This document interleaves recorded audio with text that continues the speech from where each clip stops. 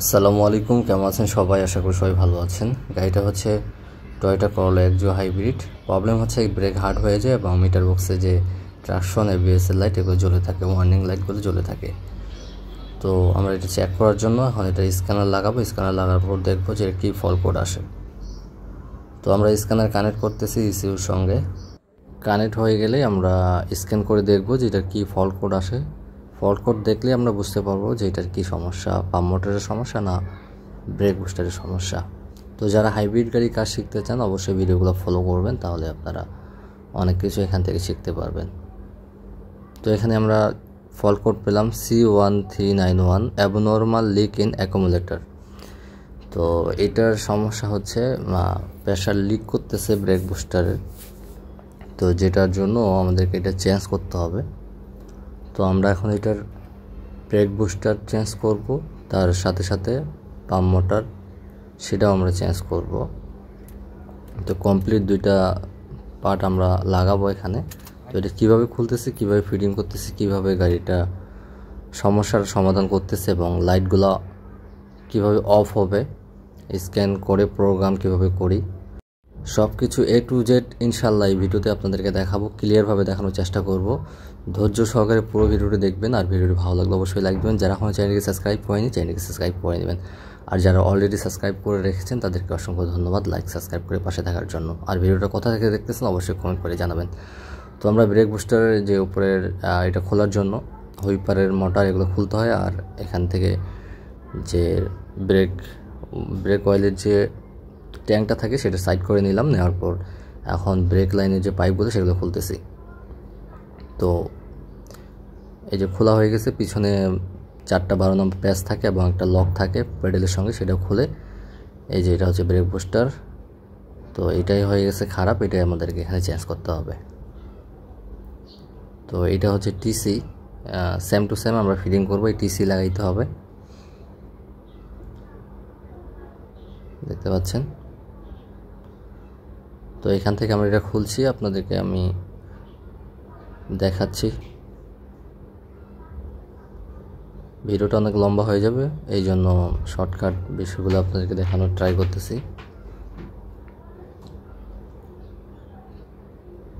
তো এখানে একটা রিকন্ডিশন ব্রেক বুস্টার আমরা নিয়ে আসছি, দেখুন এই পাইপগুলো কাটা কাটা এখানে। তো এগুলো খুলে নিতে হবে, এগুলো খুলবো, তারপর ABS এর জ্যাক খুলবো, পাইপ খুলে আমরা এটাকে রেডি করে ফিটিং করব। কীভাবে ফিটিং করতেছি সেটাও দেখাবো,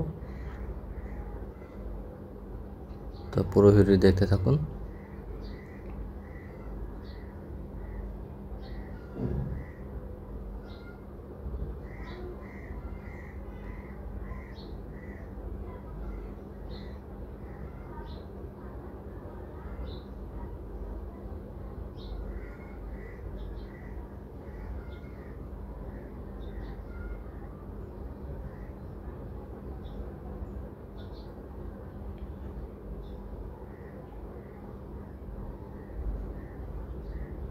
তো আমরা কমপ্লিট করলাম, রেডি করে এখন এখানে ফিটিং করব। তো এখানে ঢুকাইতে একটু ঝামেলা হয়, একটু কাট করে নিয়ে ঢুকাইতে হয় এই জায়গাটাতে। নিচ মাথা একটু আগে ঢুকাই নেওয়ার পর ধাক্কা দিলে এটা ভেতরের দিকে চলে যাবে।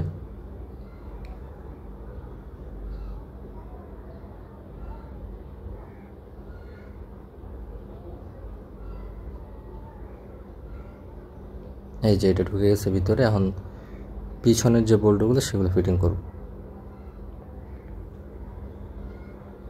এই যে দেখতে পাচ্ছেন এখানে 4টা 12 নম্বর প্যাচ টাইট করে দিতে হবে।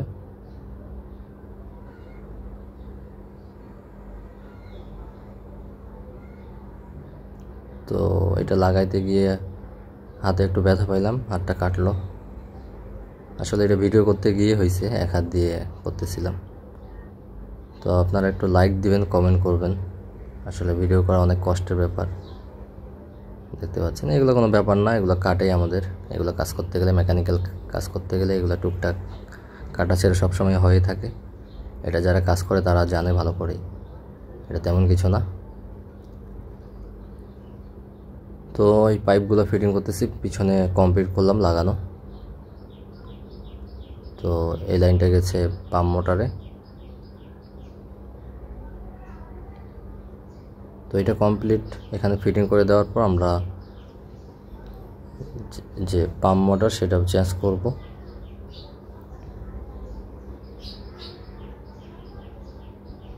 এবিএস এর জ্যাকটা ফিটিং করে দেব।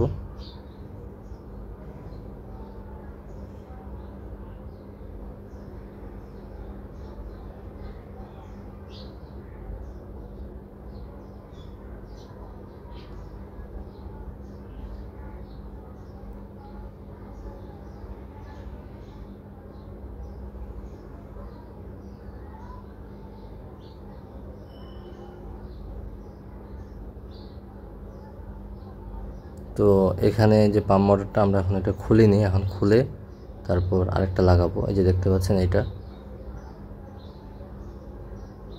তো এবিএস ব্রেক বুস্টার যখন খারাপ হয়ে যায় তখন এটা খুব বেশি চলার কারণে এটার যে কার্বন এবং এটার যে কয়েল এগুলো দুর্বল হয়ে যায়।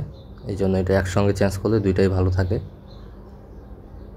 এই জন্য আমরা একসঙ্গে দুইটা রিকন্ডিশন লাগাবো। এখানে দুইটা 10 নাম্বার প্যাচ এবং পাইপ খুলে এটা আমরা বের করে নিচ্ছি। পুরো ভিডিওটি দেখতে থাকুন ধৈর্য সহকারে। সব কিছু ক্লিয়ার করে আপনাদেরকে দেখানোর চেষ্টা করতেছি যতটুকু সম্ভব। ইম্পর্টেন্ট যে পার্টগুলো সেগুলো দেখার চেষ্টা করতেছি, না হলে ভিডিওটা অনেক বেশি লম্বা হয়ে যাবে। তো আমরা এটা খুলছি, এটা হচ্ছে পুরোনোটা আর এটা হচ্ছে রিকন্ডিশন। দেখতে পাচ্ছেন জ্যাক পাইপগুলো কাটা। তো এইটার যে সকেট জ্যাকগুলো সেগুলো খুলে আমরা রেডি করে তারপর আবার ব্রেক বুস্টারের মতো ফিটিং করে দেব।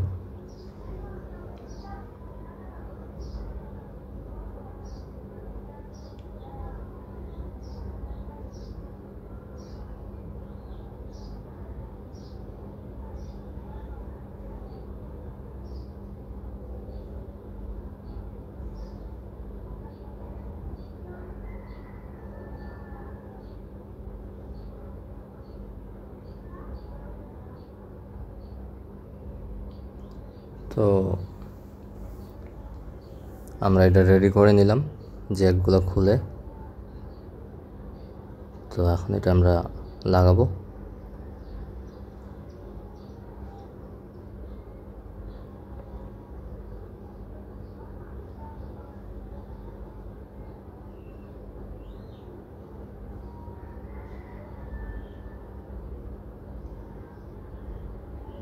তো পাম্প মোটরটা ঢোকানোর পর এখানে দুইটা বুশ থাকে রাবার, সেটাতে ঢোকানোর পর 10 নাম্বার দুটো নাট টাইট করে দিতে হয়।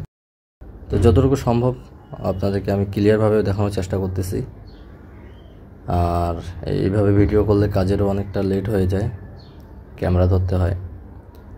তো যাক, আপনারা যদি লাইক দেন কমেন্ট করেন তাহলে ভালো লাগে। কষ্টের ভিতরেও ভিডিওগুলো বানাইতে ভালো লাগে। ইনশাআল্লাহ আপনারা যদি পাশে থাকেন তাহলে এরকম আরও অনেক হাইব্রিডের ভিডিও পাবেন। আর এই ভিডিওটা অনেকটা লম্বা হয়ে গেছে, যেটার জন্য এখানে এটা আমি শেষ করতেছি। নেক্সট পার্টে এটা দেখাবো, এটার কীভাবে হাওয়া ছাড়বো, কীভাবে স্ক্যান করে ফল্টগুলো ক্লিয়ার করবো, গাড়িটার টেস্ট ড্রাইভ দেবো, সব কিছু দেখাবো নেক্সট ভিডিওতে। আর এই ভিডিওটা যদি ভালো লাগে থাকে এবং অবশ্যই কমেন্ট করে জানাবেন নেক্সট ভিডিওর জন্য। তো দেখা হবে নেক্সট পার্টে। ভালো থাকবেন সবাই, আল্লাহ হাফেজ।